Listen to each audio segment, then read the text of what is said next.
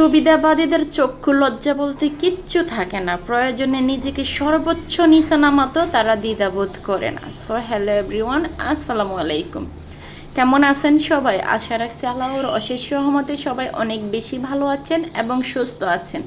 আলহামদুলিল্লাহ, আপনাদের দোয়ায় আমিও আমার পরিবারের সবাই অনেক বেশি ভালো আছি।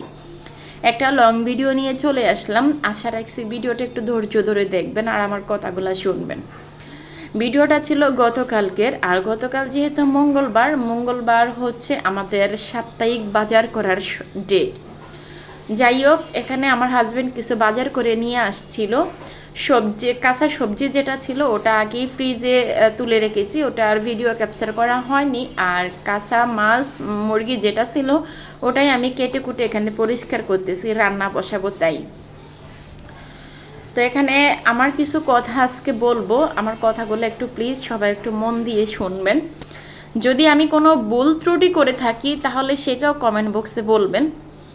যাই হোক, এখানে কিছু চিংড়ি মাছ ছিল, সেই চিংড়ি মাছগুলো আমি কেটে কুটে পরিষ্কার করে নিয়েছি। আর একটা বড় রুই মাছ ছিল, সেটা বাজার থেকে কেটে কুটে নিয়ে আসছে। আর একটা বড় মুরগি নিয়ে আসছিল, কারণ আমার বড় ছেলে অসুস্থ, ওর ফক্স উঠছে আজ অনেক দিনই বাসায়। তো আমাকে বলতেছে যে মা, আমি যা খেতে চাই তুমি আমাকে তা খাওয়াও, আমি তোমার হাতের অনেক কিছু খাবো, এই 2 দিন বাসায় থেকে থেকে তোমার হাতের মজার মজার খাবার খাবো। তো আমি বললাম যে হ্যাঁ বাবা, তুমি শুধু আমাকে একবার অর্ডার করো তুমি কি খাবা, বাকিটা আমি দেখছি। তারপর ও বলতেছে ও বিরিয়ানি খাবে। তো যেহেতু অসুস্থ তাই ওকে গরুর মাংস দিয়ে বিরিয়ানি করে দেই না, আর মুরগি দিয়ে তেমন একটা আমার বাসায় বিরিয়ানি হয় না। জাস্ট ছেলের আবদার মেটানোর জন্যই মুরগি দিয়ে বিরিয়ানিটা করে নিয়েছি। এখানে আমি বিরিয়ানির জন্য মশলা টশলা কষিয়ে মুরগি দিয়ে দিয়েছি, আর ছেলে আলু পছন্দ করে তার জন্য কয়টা আলুও দিয়ে দিয়েছি। মাংস কষানো শেষ, তারপর চালটা দিয়ে দিয়েছি। ওই দিক দিয়ে ভিডিওটা কোথায় চলে গেছে সেটা আমি জানি না। তারপর গরম পানি দিয়ে চুলাটা একদম লো আছে দিয়ে আমরা একটু ছাদে চলে গেছি, কারণ জাজিমের উপরে যে পাতলা একটা তোষক থাকে ওই তোষকটা আমার ছোট ছেলে মাঝে মধ্যে পানি ঢেলে দেয়, আর পানি ঢেলে দেওয়ার কারণে তোষকটা হয়তো বা পচে যেতে পারে বা এটাতে কোনো পোকামাকড় বাসা বাঁধতে পারে, তাই এটাকে একটু ছাদে উঠালাম, রোদে উঠালাম। আর আমার হাজব্যান্ড অনেক বেশি হেল্প করতেছে, কারণ এগুলো তো আমার কাজ না, এগুলো আমি পারবো না, তাই ওই সাহায্য করতেছে। তারপর ওখান থেকে এসে গোসল গা ধুয়ে নামাজ কালাম পরে আমরা সবাই মিলে একসাথে খেতে বসে গেলাম। আর মঙ্গলবার হলেই কিন্তু আমাদের বাসায় এভাবেই খাওয়া দাওয়া হয়, একদম মেঝেতে বসেই খাওয়া দাওয়া হয়, কোনো টেবিলের প্রয়োজন হয় না। আর এখন যেহেতু অনেক বেশি গরম পড়তেছে, আর এই গরমে যে যে অবস্থায় আছে সেই অবস্থায় খেতেছে, প্লিজ একটু স্কিপ করে নেবেন। আর এখানে খাওয়ার ভিতরে আমার হাজব্যান্ড রিভিউ দিতেছে, যেহেতু আমরা মুরগির মাংস দিয়ে তেমন একটা বিরিয়ানি করি না, তো বলতেছে মাশাল্লাহ একের হয়েছে, অনেক বেশি টেস্ট হয়েছে। আসলে রান্না হচ্ছে একটা আর্ট, আর এই রান্না ভালো হোক খারাপ হোক, হাজব্যান্ডের মুখ থেকে যখন এই প্রশংসাটা শুনি না, তখন মনে হয় সকল কষ্টগুলো একদম সার্থক হয়।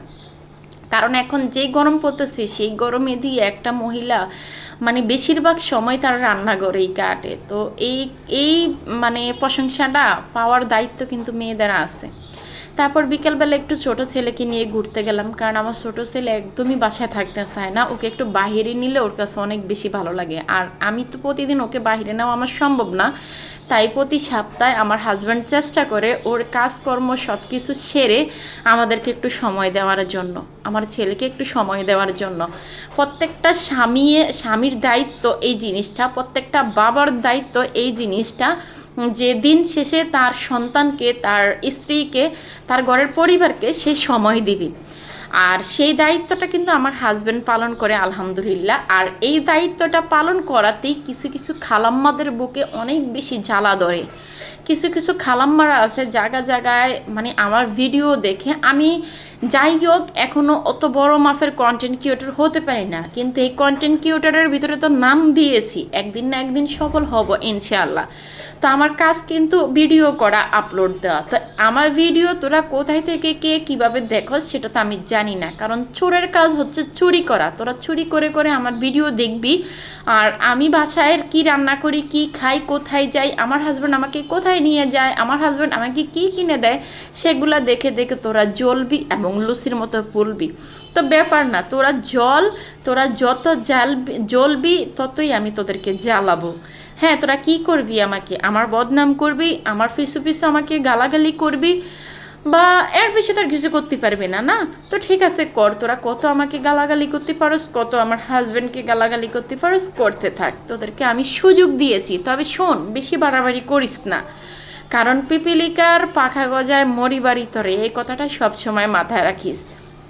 কারণ বেশি বাড়াবাড়ি করতে গেলে আল্লাহ, মানে আল্লাহর মায়ের শেষ রাতে কখন কার সাথে কি হয়ে যায় কেউ বলতে পারে না। অনেক বেশি দেমাগ বেড়ে গেছে তোদের, দেখিস এই দেমাগ যেন আল্লাহ খুব শীঘ্রই ধ্বংস না করে দেয়। যাই হোক, আল্লাহ তোদের বিচার করবে, আল্লাহর কাছে বিচার দিয়ে রাখছি। যারা যেখান থেকে আমাকে গালাগালি করস, আমরা স্বামী স্ত্রী সুখে থাকলে তোদের গায়ে জ্বালা ধরে, আল্লাহ তোদের বিচার করবে। আল্লাহর কাছে বিচার দিয়ে দিয়েছি, কারণ এই দুনিয়ায় তোদের বিচার করার মতো মনে হয় কেউ নাই। তো তোদের বিচার হচ্ছে আখিরাতে। আমি কোনো অন্যায় কাজ করিনি, আমি আমার হাজব্যান্ডের সাথে ঘোরাফেরা করি। আমার হাজব্যান্ড আমাদেরকে সময় দেয়, তার বাচ্চাকে সময় দেয়, তার ওয়াইফকে সময় দেয়। এতে যদি তোদের গায়ে জ্বালা ধরে, তাহলে আফসোস, কিছু বলার নাই তোদের। কারণ তোরা আমাকে যেভাবে গালাগালি করছস, ওই গালিটার উত্তর আমি দিতে পারতাম, কিন্তু কেন দেই না জানিস? কারণ তোদের জন্ম আর আমার জন্ম এক জায়গায় না, একখানে না। যাই হোক, ফেসবুকে আমি বেশি বাড়াবাড়ি করতে চাই না, কারণ ফেসবুকের গাইডলাইন বলে একটা কিছু আছে। এখানে হচ্ছে সবাই আমরা সীমাবদ্ধ হিসেবে কাজ করতে আসছি, কাজ করে যাই। তোদের মতো কিছু খ্যাতের জন্য এই জায়গা